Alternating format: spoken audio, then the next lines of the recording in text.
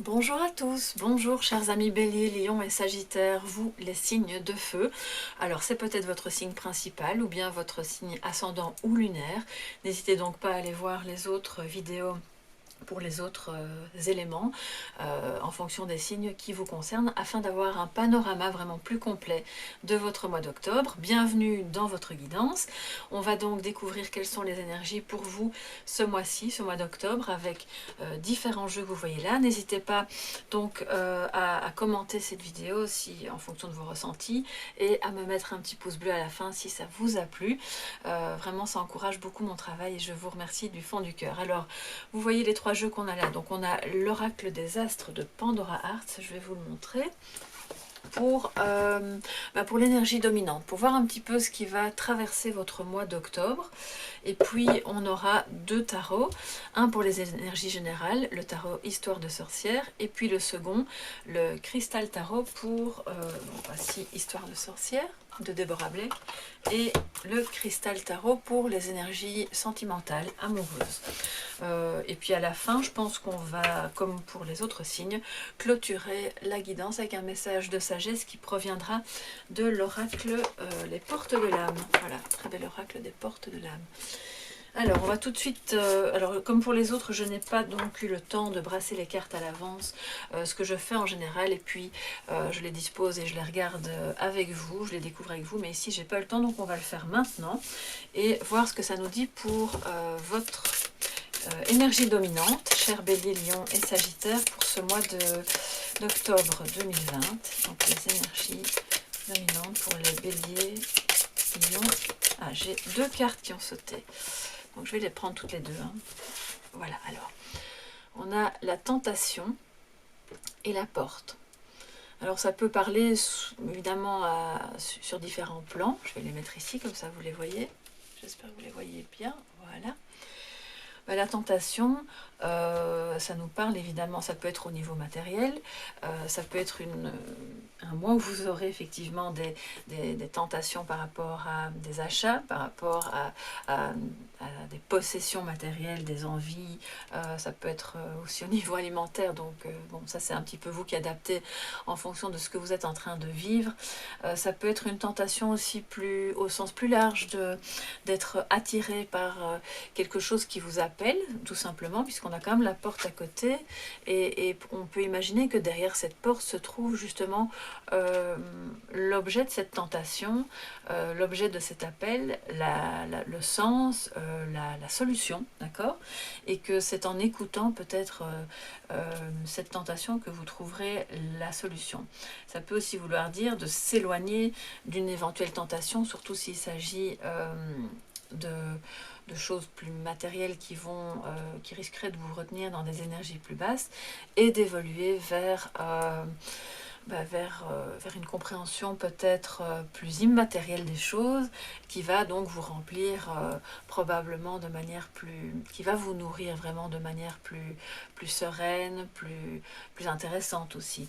La tentation, évidemment, elle peut être amoureuse, donc on verra un petit peu ce que nous disent les messages pour l'oracle, pour le tarot dans la guidance sentimentale.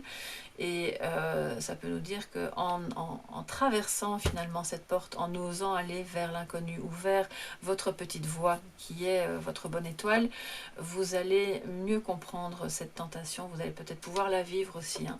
Donc voilà un petit peu l'énergie dominante pour vous les signes de feu. Et il y a peut-être un désir ardent sous cette tentation. Donc vous adapterez ça et vous pourrez venir me dire de quoi il s'agissait si vous le souhaitez. Alors maintenant, on va voir quelles sont vos énergies générales pour ce mois d'octobre. Voilà, alors les énergies générales pour les Béliers, Lion et Sagittaire pour ce mois d'octobre 2020. Et donc, ce sont vos énergies personnelles, professionnelles, familiales, tout ce qui vous concerne en général pour le mois d'octobre, pour les Béliers, Lion et Sagittaire. Voilà, alors à la coupe, qu'est-ce que nous avons? L'empereur et le chariot. Ouh là là, donc là on est vraiment dans l'action, dans la réalisation, dans quelque chose d'intéressant, parce que vous allez probablement soit avoir besoin d'être guidé par quelqu'un de charismatique ou c'est l'archétype du père, donc ça peut être un père, comme ça peut être une énergie masculine assez forte qui va vous permettre de trouver votre chemin, d'avancer de manière déterminée. Ça peut être un conjoint bien sûr, ça peut être un ami ou un supérieur hiérarchique. Mais moi je pars toujours du principe que cette énergie elle est en vous. Elle peut être autour de vous bien sûr, mais elle est d'abord en vous. Et ça nous dit que pendant ce mois d'octobre, chers amis, donc Bélier, Lion et Sagittaire, vous aurez besoin et envie d'avancer sur votre chemin avec de nouveaux repères peut-être. Vous serez déterminé, c'est vraiment la marche triomphante. Il y aura probablement beaucoup moins de doutes parce que vous aurez balisé le chemin d'abord, vous aurez un petit peu écrit sur ce parchemin la route à suivre, vous aurez... C'est comme si vous aviez profité du mois de septembre pour un petit peu défricher la route, savoir ce que vous voulez, ce que vous ne voulez pas, et avancer vraiment de manière déterminée avec cette énergie jusqu'au boutiste. Maintenant, vous adaptez ça à la question qui vous occupe. Ça peut être dans un projet personnel, familial, une construction, un nouveau projet personnel au niveau d'une activité secondaire. Et donc, on voit que vous allez passer à l'action et que vous pouvez écarter les doutes. Vous allez de toute façon surmonter les obstacles. Donc, voilà un petit peu pour la coupe. Je vais vous prendre 3 cartes, comme pour les autres signes. Puis on en mettra une quatrième si on voit que c'est nécessaire. Le magicien, le diable et la justice. Alors, qu'est-ce que ça nous dit en général pour vous, les signes de feu? C'est que vous allez... Donc, le diable vient quand même nous reparler de la tentation. Donc là, on y reviendra. Le magicien, donc c'est le créateur, il a tout en lui. Vous avez, chers amis Bélier, Lion et Sagittaire, tous les atouts, toutes les ressources intérieures, émotionnelles, matérielles aussi, mentales, intellectuelles, enfin tout ce qu'il vous faut vraiment, non seulement pour décider, pour trancher, même si ça ne plaît pas toujours de devoir le faire et que c'est pas toujours évident parce qu'on peut être pris dans des nœuds avec des personnes, peut-être au travail, peut-être en famille, il y a peut-être des manipulations, mais vous avez ce qu'il vous faut en vous pour créer quelque chose qui va vous permettre justement de rétablir un équilibre. Mais attention, cette création, cette nouveauté, ce renouveau, doit se faire en votre âme et conscience, par vous-même, en vous-même, pour vous-même, sans comment dire, sans l'influence extérieure de quelqu'un ou de quelque chose qui viendrait vous dire non, tu dois prendre tel chemin parce que si tu fais ça c'est mieux, et si tu vas par là c'est pas bon. N'oubliez pas qu'à la coupe on a eu l'empereur et le chariot, donc ça c'est en vous et vous pouvez vous faire confiance puisque l'empereur c'est vraiment la confiance. Ne vous laissez pas détourner de votre chemin par de belles propositions, par des on-dit, ou par des tentatives de vous culpabiliser. Parce que ça pourrait jeter le doute, justement. Ça pourrait jeter la disharmonie sur vos projets, sur votre vie de famille, sur vos idées, sur ce que vous avez envie de créer, sur le climat jeune, spontané et créatif que vous avez envie d'avoir, justement, dans votre vie pendant ce mois d'octobre. Sachant que le magicien, il communique. C'est un créateur, mais il communique aussi beaucoup. Et donc, c'est important que vous puissiez communiquer aussi en n'étant pas dans la manipulation. Parce qu'on voit quand même qu'il y a, pendant ce mois d'octobre, un petit peu de... Je ne vais peut-être pas aller jusqu'à la perversion non plus. On n'est pas... je ne suis pas dans une guidance privée, donc je ne me permettrai pas d'aller dans des détails si précis, mais... Je sens quand même qu'il y a quelque chose de cet ordre-là. Alors je peux me tromper, ça peut ne concerner que quelques personnes parmi vous. Il peut y avoir une nécessité de puiser vraiment dans vos forces, dans vos ressources pour pouvoir faire face à... Alors si ce n'est pas une action en justice par rapport à un ex-conjoint par exemple, ou par rapport à quelqu'un sur votre lieu de travail qui vous a nui, qui vous a harcelé, ça peut être le cas. Si c'est pas ça, en tout cas, on voit quand même qu'il va falloir puiser dans vos forces pour remettre vous-même l'harmonie par rapport à des manipulations diverses et variées sur différents niveaux, et que comme le diable est au centre, ça va pas forcément être simple. Il va vous falloir un moment de peut-être de retrait. Alors j'ai pas l'ermite, on va peut-être prendre une carte après pour voir où ça nous mène et de quoi ça parle réellement. Mais vous êtes le ou la seule personne en tout cas capable de pouvoir communiquer clairement sur les choses, peut-être de dévoiler des discours un petit peu la poudre aux yeux, vous savez, quelque chose qui va être attirant, qui va être très tentant, mais qui ne sera pas forcément bon ni pour vous ni pour l'autre. Quand je dis l'autre, on n'est pas spécialement au plan amoureux, hein, c'est dans le relationnel, puisque le diable, c'est aussi ça, c'est dans le relationnel, quelque chose d'étouffant qui vous attache. Il y a quand même un manque de liberté, et vous avez besoin maintenant de vous détacher de ça pour pouvoir... c'est aussi vous détacher de vos barrières, hein, donc le diable, il est aussi à l'intérieur de vous. Vous pouvez ce mois-ci être l'empereur, avoir confiance, ne plus avoir peur, ne plus vous sentir relié à toutes ces limites qui sont des limites émotionnelles, qui sont des limites mentales, hein, où vous vous dites oh, bah, je suis pas capable, c'est pas encore le moment, de toute façon la dernière fois j'ai raté, donc j'ai pas envie de me rejeter dans la gueule du loup, mais je suis quand même tentée d'essayer. Donc finalement cette petite voix-là, vous pouvez la laisser partir et ne garder que du diable, que la partie qui est lui aussi jusqu'au boutiste, hein, il va pas lâcher prise. Donc ne gardez que cette belle énergie plus impulsive pour donner forme à tout ce que vous aurez besoin de communiquer, de créer, et qui vous permettra de remettre l'harmonie. Si vous êtes maintenant dans une action en justice, bien entendu, restez focalisé à ce moment-là sur votre empereur, sur votre énergie qui sait ce qu'elle veut, qui a vu clair dans le jeu, hein, de l'autre, et qui n'a pas peur d'aller jusqu'au bout de son action pour pouvoir justement avancer plus sereinement sur le chemin et ouvrir la bonne porte. On va peut-être prendre une carte supplémentaire. Et voilà, la roue. Donc ça c'est complètement ça. Ça va vous permettre de remettre l'abondance sur votre chemin, l'harmonie, l'abondance, le mouvement. Vous allez vraiment vous débloquer.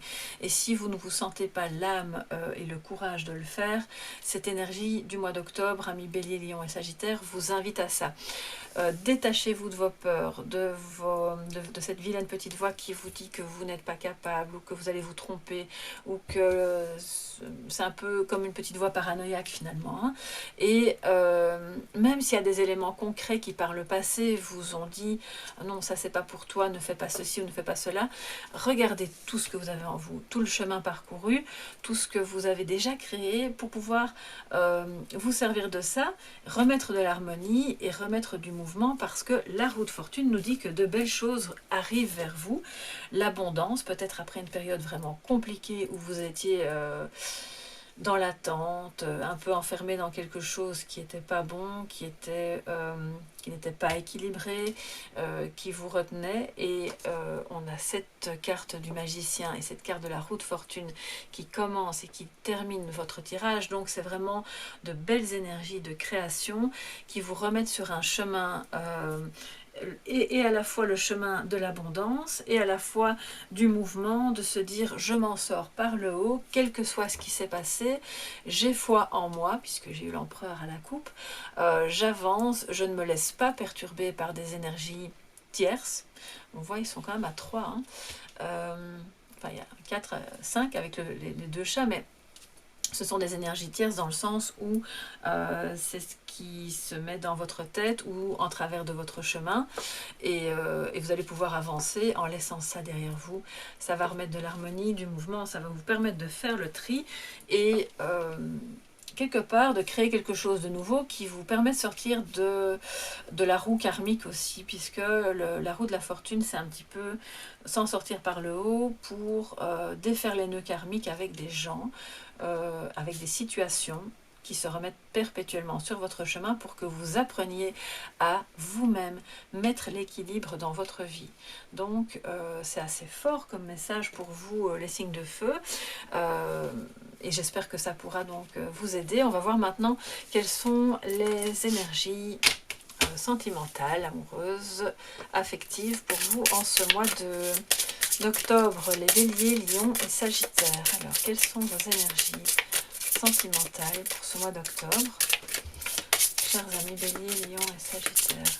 Énergie sentimentale. Elles ne veulent pas se laisser dévoiler. Alors, les énergies sentimentales. Peut-être un blocage, mais je ne pense pas. Je crois que mes cartes ont besoin d'être un peu manipulées, un peu plus. Voilà, je vais un petit peu les remélanger. Alors, vos énergies sentimentales pour le mois d'octobre, les béliers, lions et sagittaires. Voilà. Alors, à la coupe, on a de nouveau la roue, donc c'est vraiment très beau. Et l'empereur, de nouveau. Donc, il y a l'abondance qui revient sur votre chemin, vous avez fait le tri, le temps a passé, et vous parvenez à sortir des répétitions, soit avec quelqu'un, la personne de votre cœur qui a cette énergie de l'empereur, cette énergie, je ne vais pas dire paternelle, quoique ça pourrait, mais assez charismatique, assez autoritaire quand même. Ça peut être votre conjoint, ça peut être quelqu'un qui fait autorité et qui est dans votre cœur. Et donc il y a du mouvement, il y a des choses qui se passent là avec cette personne, et on voit que l'empereur regarde la roue, donc ça bouge dans le bon sens, vous vous en sortez par le haut dans cette situation amoureuse, et si vous n'êtes pas en couple, dans cette éventuelle relation que vous aimeriez avoir. Je prends 3 cartes et puis on verra après si on en prend une 4e. Alors, j'ai la mort, l'ermite et le fou. Donc, on voit vraiment une évolution, c'est assez beau en fait. Il y a une période pas facile quand même, qui traverse votre mois, qui est une période de transformation, une énergie de transformation, de deuil. Alors, peut-être que vous êtes dans cette situation où vous devez, malgré vous, mais c'est voilà, faire le deuil d'une relation, ou le deuil d'une partie de la relation que vous aviez avec cette personne parce que ça ne fonctionnait plus de cette manière-là, et que c'est en rentrant en vous-même, en vous mettant dans la position de l'ermite, d'accepter un peu de solitude ou de rechercher cette solitude, que vous parviendrez à faire votre deuil. Parce que si vous voyez bien, je vais vous les montrer un peu plus près. Voilà. On a l'ermite qui regarde la mort. C'est l'arcane sans nom, donc dans le tarot de Marseille. Il regarde ce deuil, cette douleur, il regarde cette transformation se faire, il la regarde en lui. Il ne regarde pas à l'extérieur, il a sa lampe qui est la lampe de son âme, en fait, de sa conscience, qui vient éclairer tout ce qu'il n'avait peut-être pas compris avant et qui l'empêchait de se transformer. Et on voit que c'est en faisant cette introspection que vous allez regarder la souffrance, le deuil, la transformation. On va élaguer, on enlève ce qui n'est plus bon, et dans le lien, et dans la relation, et en soi-même, parce que ça empêchait d'être bien en amour, qu'on évolue vers le mât, le fou. Et lui, c'est celui qui va de nouveau se lancer, il part à l'aventure, il va en confiance, et cette confiance, c'était celle de l'empereur qu'on a eu à la coupe. Donc il y a quelque chose de beau qui va probablement naître, qui va se mettre en place, soit dans une ancienne relation, soit dans votre manière d'être en relation actuelle, soit dans une relation naissante avec quelqu'un. Donc ça, c'est vraiment très beau aussi. C'est un petit peu, voilà, on réfléchit plus trop, on a déjà bien réfléchi, on a peut-être pas mal souffert dans cette histoire, et maintenant on se dégage de tout ça. L'ermite, c'est la carte du guérisseur aussi, donc il a soigné ses blessures, il les a pensées, et si vous n'en êtes pas là, cette carte vous y invite à penser vos blessures, soit seul en vous, parce que vous êtes votre propre ermite, soit en allant voir éventuellement quelqu'un, un thérapeute, un médecin, un énergéticien, un psychologue, peut-être quelqu'un, ou en faisant voilà, comme ça une guidance, ça peut être le cas aussi. Et on vous encourage vraiment en tout cas à faire ce travail de deuil parce que ça vous bloque. D'accord? C'est une relation ou le souvenir d'une relation qui vous bloque et on voit que vous allez parvenir petit à petit à détricoter tout ça pour aller de l'avant. Et je vais alors prendre une dernière carte pour voir vers quoi on va. De quoi nous parle cette transformation? On a la tempérance. Et donc là, on est dans quelque chose de vraiment beau, dans l'accueil d'une relation équilibrée, qui accepte la différence, qui met de l'eau dans son vin, parce que peut-être qu'on doit laisser partir les comportements plus abruptes, qui sont peut-être un peu intolérants parfois. Vous savez, les listes de reproches qu'on peut se faire dans un couple, en amour, et qui brutalisait la relation, qui ne vous permettait pas d'avancer, et en faisant un petit peu, en balayant devant sa porte, entre guillemets, en faisant son travail d'introspection, l'un et l'autre bien sûr, ou peut-être en allant voir un thérapeute de couple, ou en allant voir quelqu'un pour mieux comprendre ce qui vous bloque en amour, vous parvenez à vous élancer de nouveau dans une relation sans avoir peur, en laissant au passé ce qui doit rester dans le passé, et en ayant fait ce deuil, vous parvenez alors à être vraiment dans la douceur, dans la bienveillance, parce que la tempérance, c'est vraiment ça aussi. C'est une carte de bienveillance, de douceur, de négociation. On se dit, ok, on se lance dans quelque chose de nouveau, on a confiance, et je vais négocier avec mon empereur. Alors l'empereur, ça peut être votre amoureux, ça peut être l'empereur qui est en vous, mais c'est votre homme, quoi, en gros, ou votre femme, si vous êtes un homme et que vous écoutez cette guidance. Et je suis maintenant prête ou prêt à accueillir la différence, à négocier avec lui ou elle mes besoins pour donner un nouvel élan à cet amour. Alors si vous n'êtes pas en couple, si vous êtes célibataire, c'est justement d'élaguer ce qui vous encombre, c'est comme si vous aviez le poids de vos pensées, de vos peurs pour aller vers l'autre, pour vous dévoiler, qui vous empêche vraiment de vivre une relation bienveillante, accueillante, où on peut être soi-même, où on ose se lancer, où on n'a plus peur finalement de s'attacher, hein, d'accord, parce qu'il y a peut-être une peur de l'attachement aussi. Donc voilà un petit peu pour les différents cas de figure selon que vous soyez en couple ou pas en couple. J'espère que ça pourra vous aider. Alors on voit quand même, c'est toujours important de regarder les extrémités.